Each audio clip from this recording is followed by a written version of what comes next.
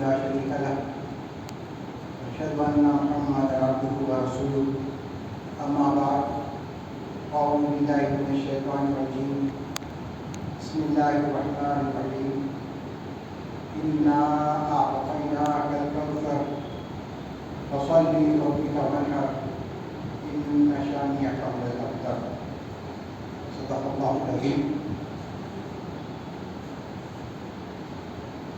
ہمارے پاس جو بزرگان ہمارے جو گزر چکے ہیں ان کی یاد کے لیے جو عنوان دیا گیا ہے جلسے کا، اس کا نام ہے برکات اسلام. نام سے ہی اندازہ ہو رہا ہے کہ جو بزرگ ہیں یہ اسلام کی برکات ہیں. اسلام کی اگر برکت دیکھنا چاہتے ہیں، اسلام کے اندر کیا خوبی ہے وہ دیکھنا چاہتے ہیں، تو ان بزرگوں کے حیات طیبہ کو پڑھ لیں، دیکھ لیں، سمجھ لیں تو اسلام سمجھ میں آ جائے گا. اس لیے جنہوں نے اپنے زندگی کا ہر پل صرف اور صرف اسلام کے لیے قربان کر دیا، اس لیے وہ مجسم خود اسلام بن گئے. ان کو سمجھنا گویا اسلام کو سمجھنا ہے. ابھی آپ تفصیلات سماعت فرما رہے تھے. اللہ تعالیٰ کا لاکھ لاکھ شکر احسان ہے اور لطف اللہ کا صدقہ کہ ہم کو مولانا کی خدمت کرنے کا شرف حاصل ہے. میں اس لیے فخر سے سناتا ہوں کہ یہ وہ نعمت ہے جو حاصل نہیں ہو سکتی. چاہے کچھ بھی کر لیں، یہ نعمت اب تک کبھی حاصل نہیں ہو سکتی.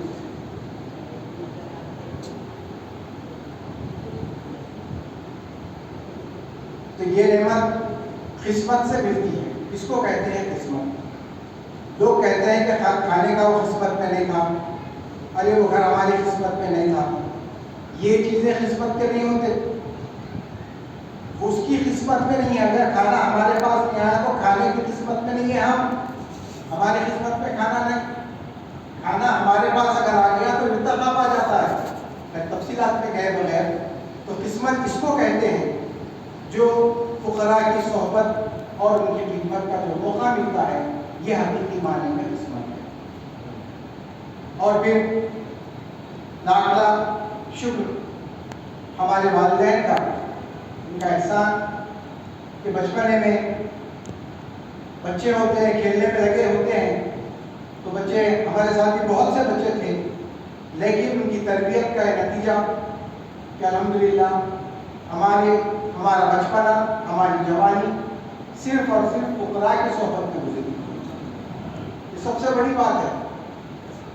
یہیں پر اور پھر وہ دور جس میں اختلافات بھی چلتے رہے، لیکن مولانا کا یہ مولانا کی تربیت کا نتیجہ کہ آپ یہ ہمیشہ یہ فرماتے رہے کہ باپ کسی سے اختلاف نہیں کرنا، تم کو علم حاصل کرنا ہے، جہاں کہیں سے حاصل تو حاصل کر لینا. اور پھر اختلافات کیسے تھے؟ ویسے اختلافات میں ویسے موقع پر مولانا عیسیٰ میاں صاحب کا خطبہ چل رہا ہے تو مولانا فرما رہے ہیں سخت پر بیٹھے ہوئے کہ عرش پر عیسیٰ ٹہلنا ہے. باپ کیسا معاملہ یہ ہوگا؟ ان کے اختلاف ہی نہیں ہوتے. حضرت قائم خان خدا کی وہ بات یاد آتی ہے کہ آپ فرماتے رہے نوجوانوں کے لیے خاص طور پر فرمایا پانے کے بعد کہ ارے باپ یہ بزرگوں کے جھگڑوں میں مت جاؤ. پھر کبھی ایسا کہ محبت سے فرماتے کہ بڈھوں کے جھگڑوں میں نہیں جانا، تم لوگ آنا. یہ ہاتھیاں ہیں، ہاتھیاں یہ لڑکی ہے، گھر ایک دوسرے کو گھسیے تو کچھ نہیں ہوتا. تم بیچ میں آگے آ جائیں گے تو رگڑے جائیں گے. اس سے بچنا ہے ہمارا. یہ ہاتھی ہیں، انہوں ایک دوسرے کو گھسیے تو کچھ بھی نہیں ہوتا. بیچ میں جب تم جائیں گے تو رگڑے جائیں گے. تو اپنے آپ کو بچاؤ. اور پھر کیا فرمایا؟ دیکھتے رہو دونوں کو. اگر کوئی دو لڑ رہے ہیں تو خاموشی سے دیکھتے رہو. اگر کسی کو کچھ خون نکل گیا لے جاؤ، لے جا کے ان کی مرہم پٹی کرواؤ، لا کے پھر ان کو چھوڑو، جوس وغیرہ پلاؤ اور ان کے گھر پہ ان کو چھوڑو. بس تمہارا کام اتنا ہی ہے، بیچ میں نہیں جانا. بیچ میں جائیں گے تو تمہاری عاقبت خراب ہو جائے گی. کیسا درد ہے؟ یہی ادب اصل جو سکھایا جاتا ہے. تو ہماری والدہ خاص طور پر ہمارے پورے بھائی مولانا کی خدمت کر رہے ہیں الحمدللہ. میرا کام یہ رہا کہ روزانہ ناشتے کے لیے مولانا کے پاس جب مولانا ناشتہ کرتے ہیں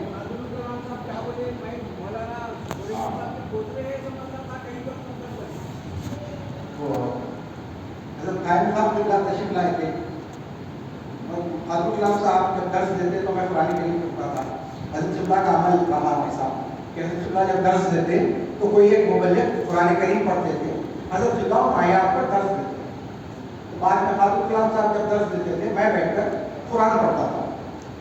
تو حضرت قائم صاحب جو تشریف لائے مغرب میں بیٹھے میں قرآن پڑھ رہا تھا تو حضرت مجھے کون ہے بابا چاہیے تو وہ نے تعارف کرایا ایسا حضرت کلام صاحب نے کہا آپ محمود علی قریشی صاحب کے پوترے نہیں ہیں. ارے میں محمود علی قریشی صاحب کے پوترے سمجھتا ہوں آپ لوگ یہی سمجھتا تھا میں آج معلوم ہو رہا ہے کہ آپ لوگ پوترے نہیں ہیں.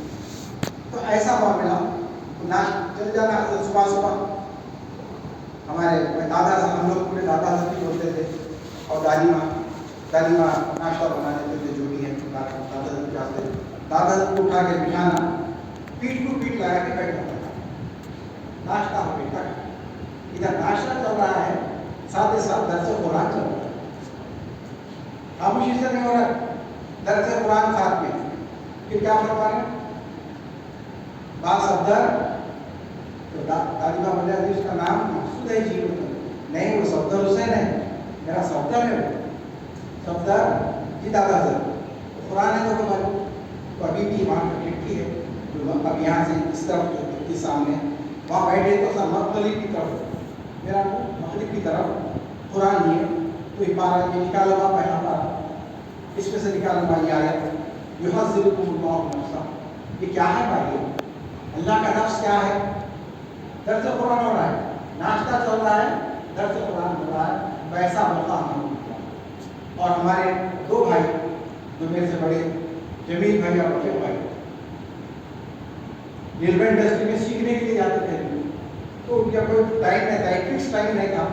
کبھی 7 بجے کبھی 8 بجے کبھی 9 بجے بھی آتے تھے. آنے کے بعد میں سیدھا دادا کے پاس آ کر آپ کو روزانہ مالش کرتے تھے اور ایکسرسائز کرتا تھا روزانہ. ایک ٹائم نہیں ہوتا تھا. ہمارا مکان یہاں پر جو بنکش کے پاس کا مکان ہے ادھر قبرستان کے قریب ہے وہاں پر رہتے تھے.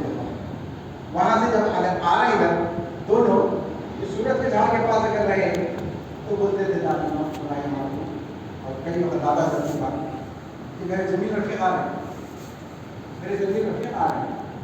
تو دادی ماں بولتے تھے ارے کیا نہیں بچے ابھی تو آئے نہیں ہوں گے کام سے آئے بھی تو تھک کے ذرا بیٹھے ہوں گے آتے ہوں گے پھر آ رہے میرے زمین رفیق بولے تھا موجود ایسا میں تقریباً اس طرح میں بھی صبح میں خاموشی کے ساتھ دادی ماں اشارہ کرتے تھے خاموشی دادا کی دیوار کی طرف کہہ رہا ہے لیتے ہوئے گڑبڑ خاموش اندر جاتے ہی ختم کرتے آئے بات سمجھر آئے بات ہمارے بڑے بھائی جوان بھائی ایک دفعہ پوچھے بھائی آپ کو کیا اقبال اللہ کیا کر رہا باپ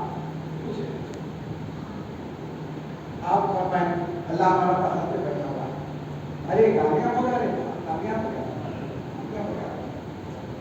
تو ایسا پورے بھائیوں کا معاملہ دادا سے ایسے لگا ہوا اور پھر کیسا معاملہ آپ کا کیسی وفادار شخصیت جب آتے آپ وہاں سے گھر سے نکل کے فجر سے پہلے فجر کی نماز سے پہلے اس کے دوران جب آتے تھے آپ ایسا شاعر ڈال کے جو شاعر رکھتا تھا آپ کا اطراف پورے پرانے مبلغین جیسے نواز شریف صاحب ہیں ایسے ایسے پرانے مبلغین آتے صاحب ایک عجیب سا منظر نظر آ رہا بالکل بچپنا ہمارا ہم ہاتھ پکڑ کے چل رہا ہاتھ پکڑ کے گئے نواز شریف کے پاس.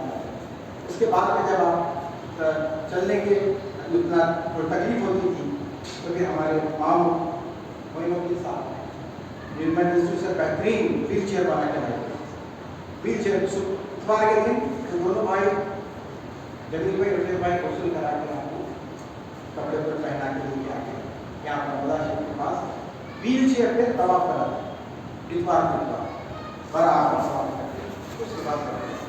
वो अजीब मंजर था। वो मुबल्लिगीन के अंदर इख्तिलाफ था, उसके अंदर जो इख्तिलाफ की ऊपर की रहमतुल जो नजर आता था, आज वो याद आता है कि कैसा मंजर होता था। गुफ्तगू हो रही है, बहस हो रही है मुबल्लिगीन के दरमियान, उसमें या तो कुरान की आयत पढ़ी जा रही है, या तो हदीस का हवाला दिया जा रहा है, या फिर हज़रत शिद्दारों के बयान का हवाला दिया जा रहा है। यही बात होती, दूसरी कोई बात नहीं। तो उसमें सुनने वालों को इल्म हासिल होता था, बहुत सा इल्म हासिल होता था। अरे ये बात है, अरे ये वक्त ये बात है, अरे हज़रत ये नहीं फरमाया, हज़रत ऐसा नहीं फरमाया, ये बात है ना, हज़रत वैसा अमल आपका है क्या?